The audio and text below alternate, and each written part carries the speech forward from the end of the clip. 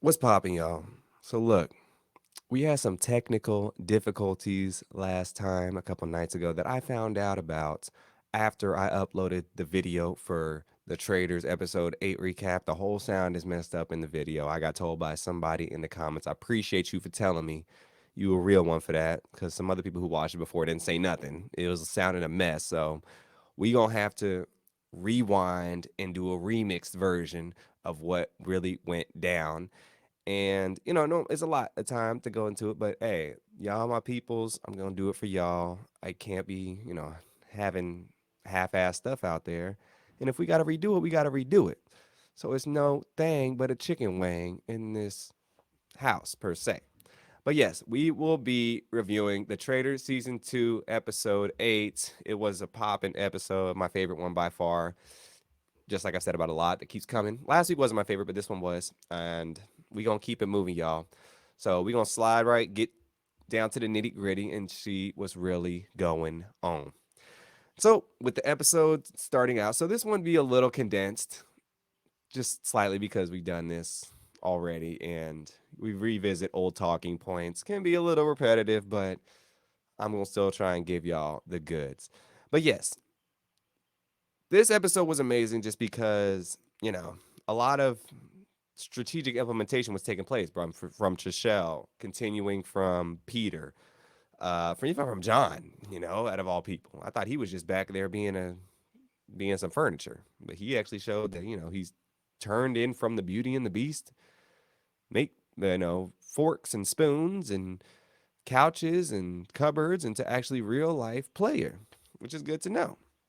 But yes, we get started with the Traitors episode 8, leaving off with Phaedra and Parvati deciding who they're going to murder, and it was between Kate, Trishelle, MJ, and Bergie. Now, I predicted last episode was going to be Bergie, and I was right. But just my intuition taking place. But yes, they're going through this, the pros and cons. It's the smartest to get rid of some one of the Peter pals, which would be Peter, Kevin, Bergie, Trishelle, or John. Just common sense smart. And they're discussing what it would be, and ultimately Phaedra leaves it up to Parvati to kind of make that decision. Again, and Sheree, she got to take things in her own hands. She can't keep letting these people just do what they want. I know she's trying to stay in the shadows, but they don't have your best interest. They're gonna do what's best for them. So you gotta do what's best for you. I wouldn't just have all this power and just like, oh, I don't want to use it. Oh, I don't want to use it. Like, what's the point of having being a traitor then if you're not even gonna like play the game? Doesn't make sense. But yes, we get to breakfast and CT and Sheree walk in first. CT knows Trishelle was upset when they went to bed, but it's not his fault. They got in a little debacle and she was fearful of being killed off. But CT's like, look, it is what it is at this point. CT's always been kind of looking out for himself in these kind of games. That's just the game he plays. That's the game he's going by. And that's the game he will continue to do because he has won 5 times doing this game, essentially. The challenge. The next two to walk in is Sandra and Phaedra. CT talks to the group and tells everyone that they had to get a traitor out soon. That they need to get a traitor out soon, and Parvati is the next one on everyone's list. And yeah, if they don't get Parvati out this episode, which they do end up doing, they were silly as hell. I mean, I understand what Trishelle was trying to do by getting the eggs and seeds, and Peter as well, getting the seeds planted on someone else to get that next ball rolling. But the main mission should have been to get Parvati out. And they got enough people to get that done, regardless if they voted for her or not. So John walks in next. John thinks Trishelle got murdered because she's bright and smart. He just doesn't think she's coming back, and she's part of his little Pentagon gang going on. Is that no hexagon? A Pentagon gang. Yeah, Pentagon gang, as I'm calling it. Peter pals. The next two to walk in is Peter and Kevin. Kevin says he really wants to see Parvati walking through the door because if she's walking through the door, then she is the murderer. No holds barged against that. And so it'll be an easy, breezy week or day for them. Kate is the next one to walk in, followed by MJ. Everyone is, putting Parvati's name out there, continuing to say, she comes in, she got to be a traitor. She comes in, she got to be a traitor because why wouldn't the traitors murder her at this point? Yeah, that's facts. So then, who walks in? Parvati walks in, followed by Trishelle. And I was right. Bergie has sadly been sent to the Shadow Realm. Whew. R.I.P. to my dog, man. He was a good dude. I don't watch Love Island. I didn't know nothing about him before this show, but definitely he had the right strategic implementation. He was a fresh face that was nice to see. A little, you know, wet behind the ears and green per se, but it was definitely nice to see someone of his archetype come in, kind of a little naive, but also being humble and nice to kind of try and make the game right and win his way. So it was nice to see Bergie. And Parvati said Bergie was the next in their Traitors turret. Bergie was the next best choice after Peter. Of course, yes, I agree with the decision to eliminate him more than anyone else. Bergie said he learned how to end, you know, he said when he left, he learned a lot about himself throughout the game. He learned how to deal with confrontation, and he's happy with the way he played, essentially. And it sucks he's going out, but hopefully one of his people can come through with the dub, and the Faithfuls can win the game. Shouts out Bergie, man. Hope you have a safe trip home. And yeah, they're going to miss him a little bit because that's a big number that they lost. But one of them was definitely leaving at this point. And if it wasn't Bergie, it was going to be Trishelle. So, Peter and Kevin talk about how it's terrible that Bergie is gone because they lost voting power and they're losing influence, and he's going to get a vengeance. Trishelle says she's thinking that Phaedra is a traitor because she doesn't talk much game, she doesn't throw anyone's name out there, and she has a little twitch in her eye. I'm going to get that checked out now. Trishelle's a poker player, so she knows what that means.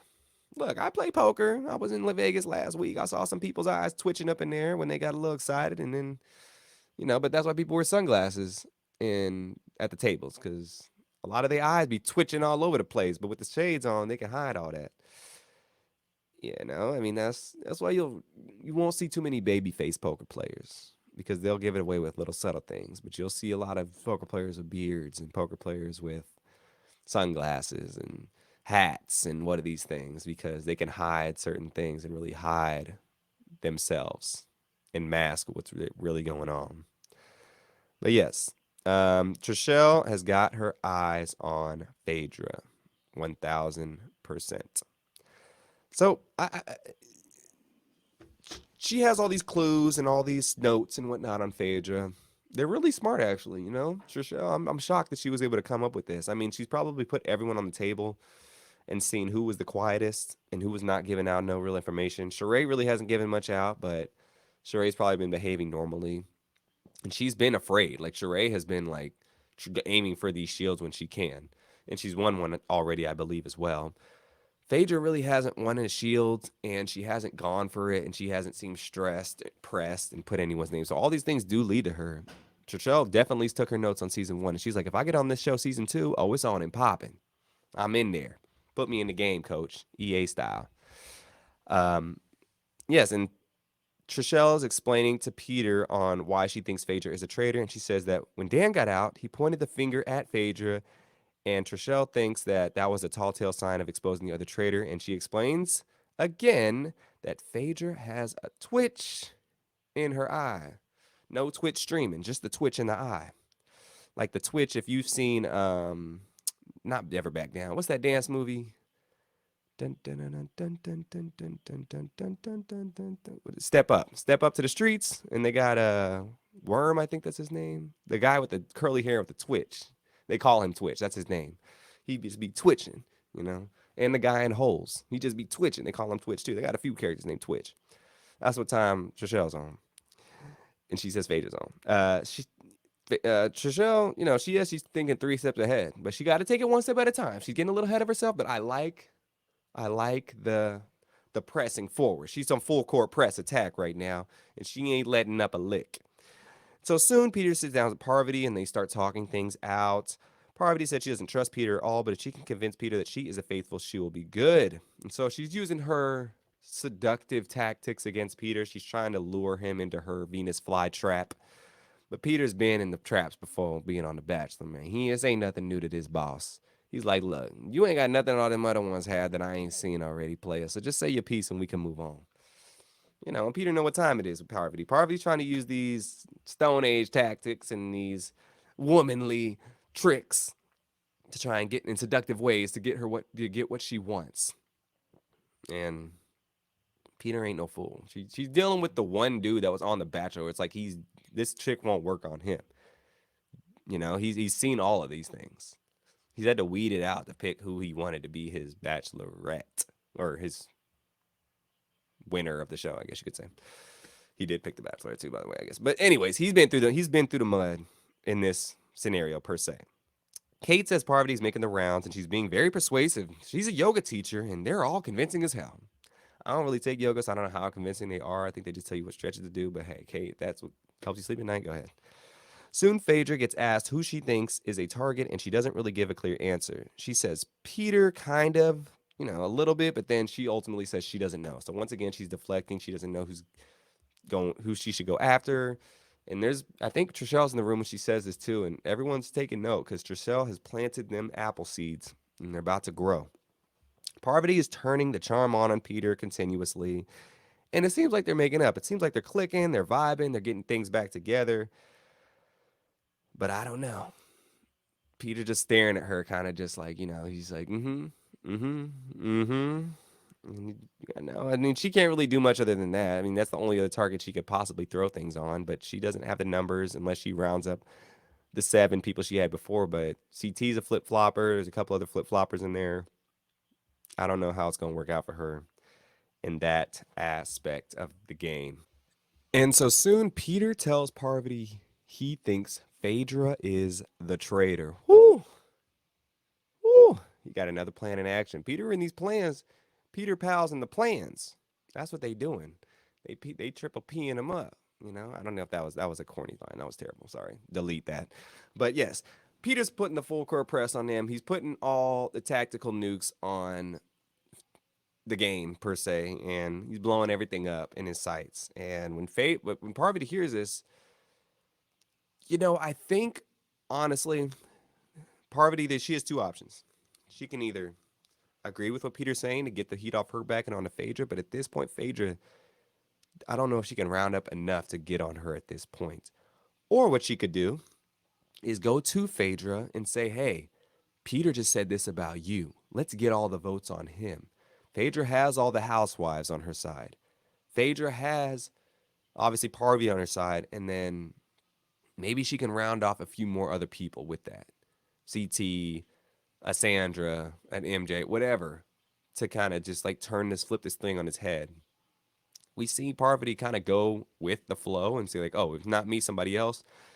She had to do that, but I feel like Phaedra would have been in her complete, undying loyalty at this point, and Phaedra would have definitely put everyone on Peter. And by the end of the episode, some people are questioning Peter, and maybe they could have been convinced that he was a traitor earlier this episode. Now, hindsight 2020, we can't, we get the story we get, but maybe she would have stuck with Phaedra instead of going against her, the sister, then she might still be in the game. But as of now, I mean, whatever she did, I think she was cooked, medium rare style. Parvati said she would do whatever it takes to get past this week at this point, and Parvati said that she adores Phaedra, but she has to do what she has to do to stay in the game. Woof. Her back's up against the wall. Dance. Trishelle is convincing Parvati, John, and Sandra in the car that Phaedra is a traitor now. So they're on their way to the mission. She says that Phaedra's never nervous in the morning, and she wrote a bunch of notes on her that has everything pointing to Phaedra being the next traitor, along with possibly Parvati. So Trishelle has these notes she's writing up.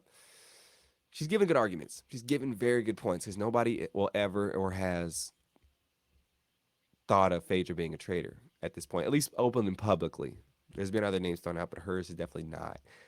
And with all these facts that she's saying, there's a lot of, subjective things too as well. But there's facts with the behavior at breakfast, with it not being worried. I mean, somebody people got to ask themselves, has Phaedra been worried around me? Has she ever seemed like nervous about going home? Not really. So that Phaedra, you better get back into my acting classes, girl. You ain't being convincing enough.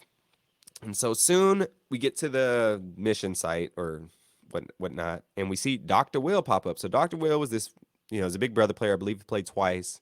He won once. and he lost once.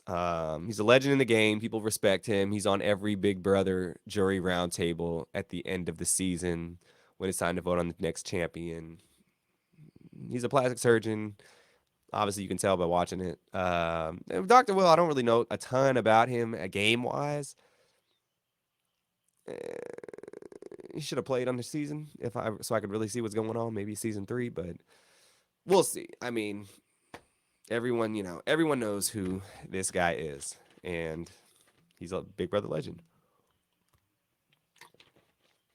And so when we get to the cabin, we see this cabin in the woods. If you've seen the movie, it's on those settings. And Dr. Will is sitting at the cabin door and he tells the group to walk in and watch their step. There's a couple of wolves and huskies on the outside, just watching them, peeping game, ready to pounce.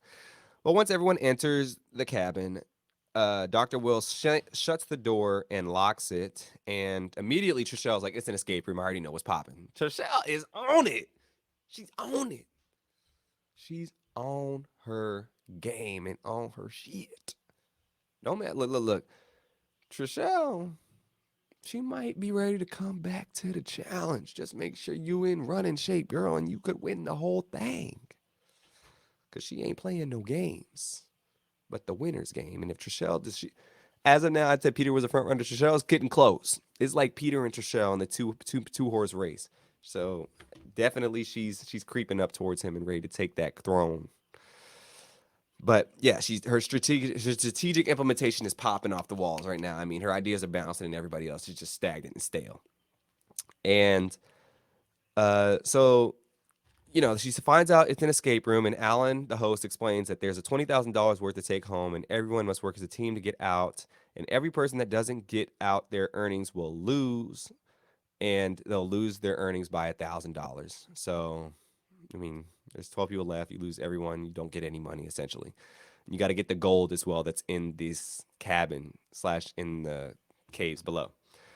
And in the escape room, there are clues to find out what's going on, different exits, different hints, lights, whatnot. There's a whole bunch of stuff going on in this house. They just basically got to rip everything apart and find out what it is, because everything's pretty much behind a door or a picture frame or an ornament, accessory, etc. So, excuse me. So, yes, that's what time it is. It's not the most difficult of understanding the rules, but in insight, if you've ever done a escape room, you just put you in a room and they're like, go. They don't tell you anything. They don't explain anything. Pretty much, you just got to find clues on how to get up out of there, and you really got to use your math and logic skills. I remember, if you remember back in elementary school, I did. We had to take these math and logic tests where they gave us these random questions of just about whatever. Like a question would be, there'd be a math one where it comes like, how long, if a train leaves New York at this time and it's going 200 miles per hour, what time, and it takes this how many miles per hour to travel for the train, what time will it get to Philadelphia? So stuff like that. And then it's also creating kind of like just imagining, okay, it could be this, try different things out, trial and error. So Trichelle's thinking cap is definitely on tight. And yes, so soon the mission starts and everyone's looking around, they're ripping things apart, and they find a tunnel and they're slowly figuring out what to do. They find the light switches, etc., and they find the map. And Trichelle's like, look, I got this. I've been on Fear Factor. It's nothing to me. This is just child's play. I didn't know she was on Fear Factor. And she apparently won it too, which I'm like, shook. Like, wow, girl, you really doing the whole thing out here. Where was this at? Where was this at on the challenge? Now she had a little. She'd like to drink a lot on the challenge. She got a little drunk, but it's a new game. She's older, wiser, smarter. Maybe we seeing a new Leaf. And she's killing the game right now. She's finding all the clues. She found the tunnel. She's going down for she's definitely turning this thing up on its head. And so soon as the mission goes along and the group gets in the tunnel, Dr. Will and friends start throwing bugs on everyone. I'm talking about not just regular bugs. They're throwing maggots and haggots and maybe a cockroach or two. And maybe there's a rat or two down there as well. It's just a lot, y'all. I don't have arachnophobia per se, but bugs on me like that, ooh, my biggest thing is like bugs biting your skin and like sucking your blood or something. Like, do something to your skin. Nah, coach, I can't do it. I can't do it, y'all. I cannot do the bugs. And as well as the bugs, Dr. Will starts shooting some pesticides or some fart spray up in there, and everybody's dying literally. I mean, they are basically in the concentration camp of the traitors. Now, to say, not to put lightly on that, look, this is not no concentration camp, but it's definitely some serious business going on inside this cabin that I don't know if anybody be able to feat per se. I mean, I got a strong sense of smell and smelling all this nastiness. I can suck it up for sure for the money, but all the bugs down my back. If it gets in my shorts, oh, I might have to step out. But nah, I'm staying in there. I'm staying in there. Women, but the girls, I understand if bugs get in their hair, like it's a lot more for them to deal with because that's just there's just certain lines, and I don't blame any of the women for stepping out of this game, which some of them start doing. It's not an easy one to kind of go through with that, I mean, that's the biggest fear of some girls is having bugs in their some stuff in their hairs, let alone live living creatures all over their bodies in other areas. I cut them some slack on this because it was definitely some serious business going on, especially our sisters out there, because that stuff's not cheap. It's not cheap. And so, yes, Kate is kind of freaking out about the lights. She doesn't want to do any kind of she doesn't want to do anything that revolves any kind of responsibility. She's holding the lights initially, and she's like, "I can't do this. I can't. Somebody else do it. I don't want to do it." Like, Kate, can you stop acting like a priss and do something? And don't just expect to just walk through every single mission. She would do horrible on the channel. She would do horrible on a lot of shows because she would do horrible on a show where you got to hold your own weight or carry your own weight because she just wants to just be like kind of just floating along with other people when it comes to the missions. And so her complaining and all this stuff is getting old. It's already getting old. She's only been here for like 2, 3 weeks. And yes, it's getting serious up in there with the maggots and the bugs and the smell spray. And they have to keep the lights on upstairs. So they have somebody has to hold the button for the lights to be on downstairs, which means the lights upstairs will be dark. Easier said than done, I guess. But y'all, just you got to suck it up in this instance. You just got to suck it up. Everyone's going through it right now. And CT's getting pissed. Like he's hollering through this. He's cussing them out left, right, and the thirds just because they're not doing what they need to do upstairs. I mean, it's Kevin. So it's Kevin, Kate, MJ, Kate, MJ, Phaedra, and Sheree upstairs. And they're losing themselves in the music right now, y'all. It's not looking pretty. It's funny. This is probably the funniest part where they're just freaking out left and right. I mean, this is definitely a Comedy Central episode right now. So I was cracking up the whole time watching them freak out.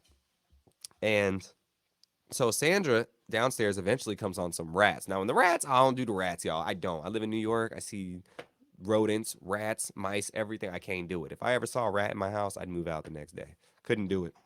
Couldn't do it. Um, but yes, soon MJ, she's really losing herself in the music, and she's like, I can't do the maggots, I can't do the bugs, and she exits the game, and they lose $1,000 because of her. Phaedra's losing herself as well, and there's something in her ear, so she's out of there as well.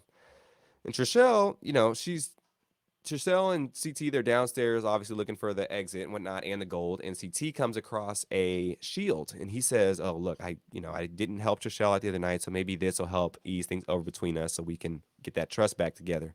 And he gives it to her, and that's big props on CT.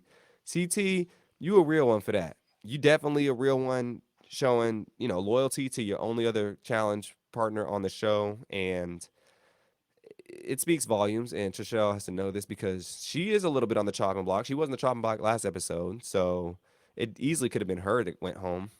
But him saving her, definitely, it was good to see them bring it back together, and she can fully, or at least seemingly fully trust him again.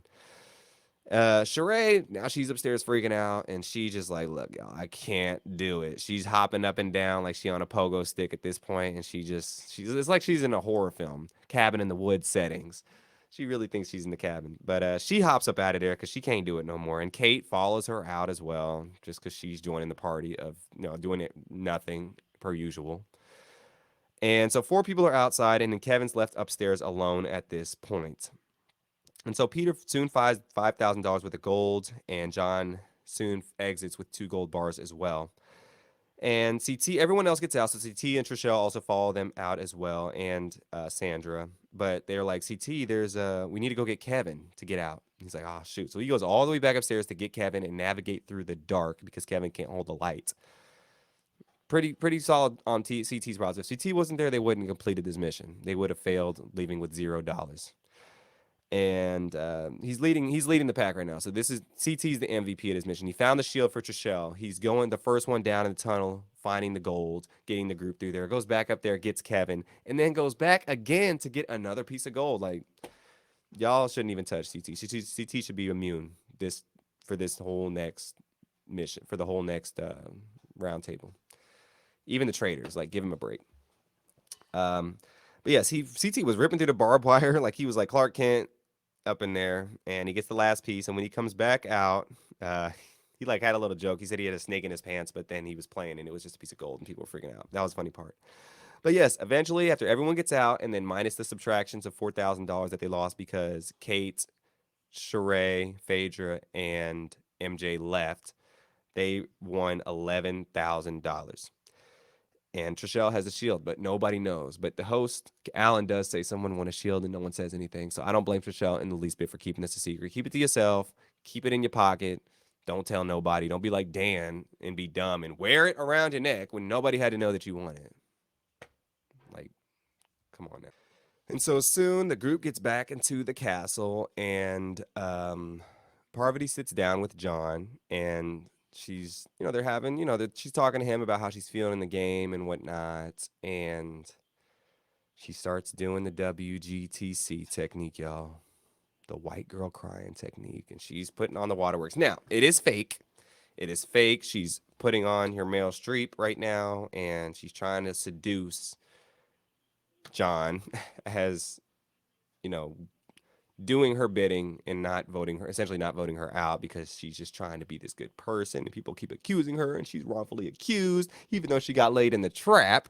And she's not fessing up to anything and making it seem like she's given any kind of intel on some kind of pivoting prowess. Like if she would have came up with a plan like Trishelle, but made it up and all these little things, she might have been able to get people to fall for it. But she just sitting back and relaxing, doing nothing, just like Phaedra. And that's why they're getting caught so easily. So they picked Alan picked the worst 3 people to be traitors in this thing. Like, just not strategic players, not the smartest of gaming players. At least, like, on paper, sure. Big damn one, Big Brother. Sure. Parvati, they picked Parvati. They didn't pick Parvati, but Phaedra, they picked her because she's somewhat cunning. She played a good game at the beginning, but she didn't adapt her game. She just kept it the same. People are going to find you out if you keep doing that. And they picked Parvati. That was mostly Dan's decision, but look, it ain't looking too. Long story short, it ain't looking too good for them. But yeah, she starts telling John that she had to do a lot in the past 2 years, and John, reconciled with her, saying that no one's revealed as much as you, and you have the more guts and honor around with you than anyone else in here. Ask Cap. John seems completely fooled, and he folded like a deck of cards, seemingly. She put it on him a little bit. John, the lady starts crying around you and tearing up. I'm going to feel that too. But it's a game at the end of the day. And John works in politics, so this should not faze him in the least bit. I mean, I'm sure he's seen way worse. Soon Parvati, or Phaedra, is upstairs testing the food out, and she's trying out everyone's pork belly, but she needs to be downstairs talking to the people. But she seems so comfortable and relaxed, just like Trishelle is saying. She seems chill. Trishelle's probably thinking that point up. Where's Phaedra now? Probably eating off our plates because she's so relaxed and chill. She knows she's not going home. People are like, yeah, she is. Trishelle snapping. She's snapping like a snapping turtle. Trishelle starts telling everyone else, including Kate and Sandra, Kate, the other housewife, and Sandra, who's working with Phaedra, that she's voting for Phaedra. She's like, I'm doing it, no matter what y'all say. And then soon Phaedra's walking around and trying to find people. She's going room to room. It's empty. She's like, oh, snap, where are the people at now? Her antennas are going up a little bit, but it might be too late at this point. And soon Phaedra walks in the room with Trishelle, John, Sandra, Kate, MJ, and Kevin. And right when she walks in, it just goes quiet. So quiet, you could even hear a mouse. And look, as of us as viewers, it's obvious to us. Like, of course, we can see it, but for her, it's like everyone just gets quiet when you walk in a room. Now, she doesn't play on these competition shows. She's only been on Housewives. There's no really competition in there. I mean, it benefits you to be loud and confront the person as soon as they walk in the room. But she just went in there and didn't really suspect anything. Nobody said anything, including her fellow housewives. They didn't have her back in this instance. And it was just funny because if it was Trishelle, CT, Johnny Bananas, Dan, somebody walk in, everyone just gets quiet. Y'all know what time it is. They know what time it is. And it's it is just funny that it went down like that per se. But yeah, definitely she's on high alert. She's not on high alert when she needs to be in this moment. And soon, yeah, Phaedra doesn't think her name will be brought up, but the obvious name is Parvati, and she's just gonna go dark about the whole situation and just follow the lead, throw her fellow traitor under the bus. But I mean, she doesn't know what's going on, so I'll give her that. But she needs to know what's going on. I mean, she's included in the house dynamics, and she's just sitting back. And the moment you sit back is the moment you need to get your controller and sit up. And she's on easy street right now, but it's definitely about to turn up quite a few notches. That oven's finna get hot. And it's now time for the roundtable meeting. So Parvati starts the conversation. She said since she's been attacked, and when she becomes attacked, she turns into a brick wall, and she's made some poor decisions that on she decided to trust, being friends with Dan and listening to him. And it was a big problem, obviously, because he was a traitor. And she's just saying anything but me at this point. Like, it's not my fault. I'm being falsely accused. She's not really giving any good reasons on, okay, if not you, then who, which she should have threw out another name. So if I was her, you should have thrown out Phaedra immediately if you're going to throw her under the bus, or throw out Peter's name or somebody and give reasons why rather than just saying, it's not me, you guys. I would have looked at you like, why? Well, because it's just not. It's like the kid saying, because. I'm like, because why? Well, because. I was like, all right, I know what time this is. Trishelle said that she speaks up next, and she had made a lot of notes last night, like she did, and she started coming at Parvati based off these notes. She's like, yeah, it's Parvati and whatnot. Like, we've all come at her. And we should eventually, turn the page. She's trying to loosen up the weight on Parvati. Like, like we should turn the page on Parvati. And, I know I have a lot of notes on her, but, you know, she basically points out that why do we think it's just Parvati at this point? So she's easing the heat off of her. And Trishelle soon says, who I think it because I have a lot of notes on Phaedra.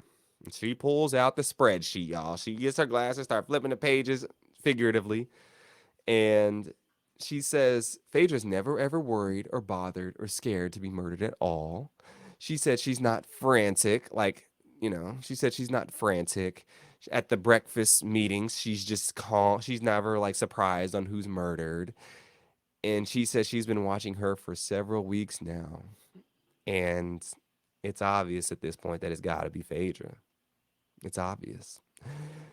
Uh, and Phaedra's like, well, oh shit, Phaedra's caught off right now. I mean, this is the second week in a row she's getting blindsided, per se. And she doesn't know. She's like, well, how do you want me to act? I'm not frantic like you. So she threw some bars back at her. She's like, hold on now. You ain't going to get me on this rap battle by, a 10-0 count. And Phaedra soon says that Dan would protect the traitors and not give them away because Trishelle inclined that since Dan called Phaedra out at the last roundtable meeting, that, he was going to go out by trying to get another traitor out instead of himself. It's fair. That's fair. But that's also a loosely based opinion. But, he turned on Phaedra. We know that as an audience. But if I heard this, it's hard. It's not, that wouldn't be the biggest point. I could see why Trishelle in the way she made. The thing is, a lot of the conversation gets edited, so we don't get to see the full bulk and meat and potatoes of everything. But maybe she presented it in a way to where it's like it was obvious. But that's not the best case. But I do think the behavior is the biggest thing per se, and the not being worried part. Uh, Kate chimes in. She's like, "Well, if that was the case, and the traitor just called out the next traitor in the meeting, then that would have been easy, and we would have won last time."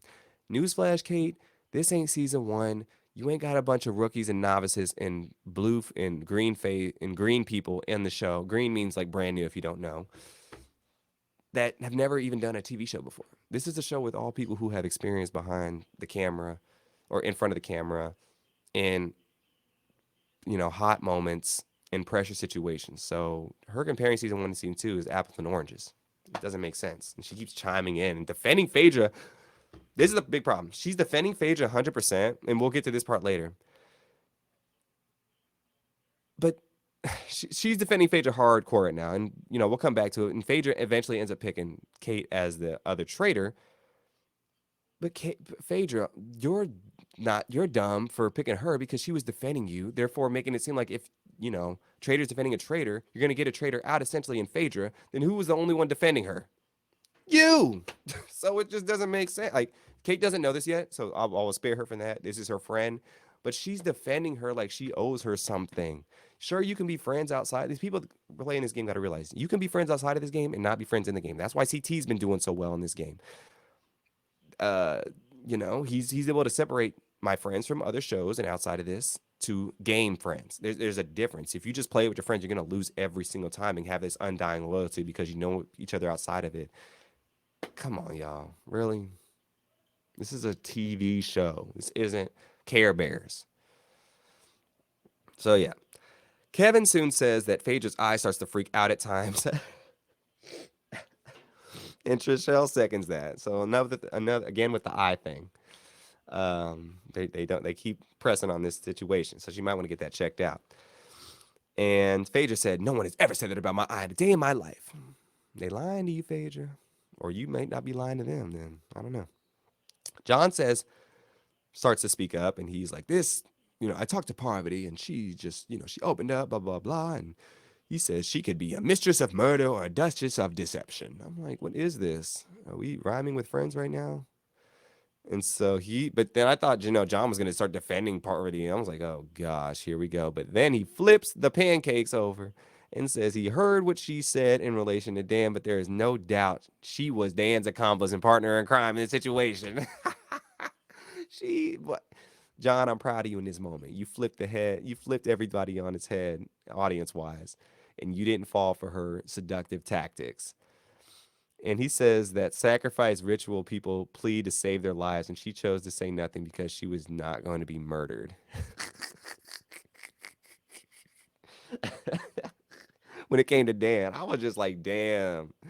He went in on her. He roasted her hardcore. He was throwing everything on the table at her. Parvati said she's been quiet because she's nervous at the suspicion of her, and basically she has no ground to stand on. Well, then make some ground and accuse somebody else and give some reasons behind it. You're already lying as a traitor. You might as well lie on what else somebody else is doing and gives factual things to give them reason to have suspicion of being a traitor. But she doesn't do that. It's just like she's just not thinking. And without Dan, she's even more lost because Dan was telling her everything to do, and now she really doesn't know. I mean, remember she had the chalice and she didn't know what to do because her first plan went out the window to get Sheree. She was lost as hell and got out her one good friend. Stupid. She got her best ally in the game. Oh my god, it's dumb. Uh, Soon, Peter also calls out Phaedra that he hasn't seen any faithful qualities in her that naturally comes to her being a faithful. And then Phaedra says, "Well, of course, coming from you, you're the faithful king, right? You know all the faithful qualities." That was good. That was a good one. But Phaedra has a lot of good comebacks in this. Peter says he can't shake that Dan called her out from his mind. So Dan, he did screw over Phaedra in this. He's like, "Look, if I'm going out, I'm not going out alone. You coming with me, Phaedra." Because then Parvati was also being a little accused in that roundtable meeting anyway. So she already had a target on her. He's like, "If I ain't gonna win, none of the traders gonna win." That wasn't cool, Dan. I didn't like that. But hey, that's the game he wanted to play. And Kate chimes in again, says she's skeptical of people calling out Phaedra over Parvati. Well, you guys all said it was Parvati yesterday. Now you're saying it's Phaedra today. What is it? You know there can be more than one traitor left, right? You know that, right, Kate? Kate's just there to seem to argue and dismiss any dismiss anybody on anything. I don't care if they said it was, people were saying, "Oh, Alan can't be a traitor." Well, why don't you think Alan can be a traitor? Like she would just start arguing about anything, and I'm just like, Kate, shut up, please. So Kate is coming at Peter now because he switched from Parvati to Phaedra. Like he's not allowed to change his mind on things.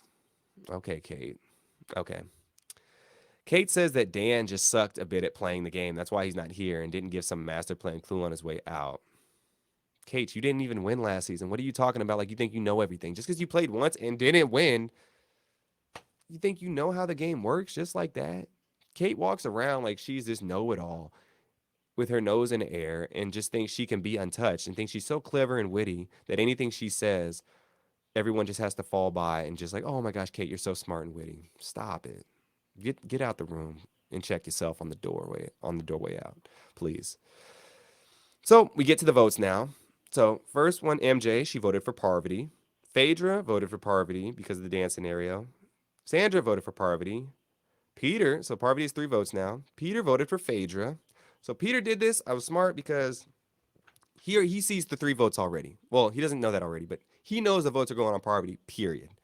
He wants to get that seed on Phaedra. So next round table, she can be the next big target. So a lot of the Parvati votes will go to her because they were right about Parvati. He's like, he knows Parvati's a traitor at this point.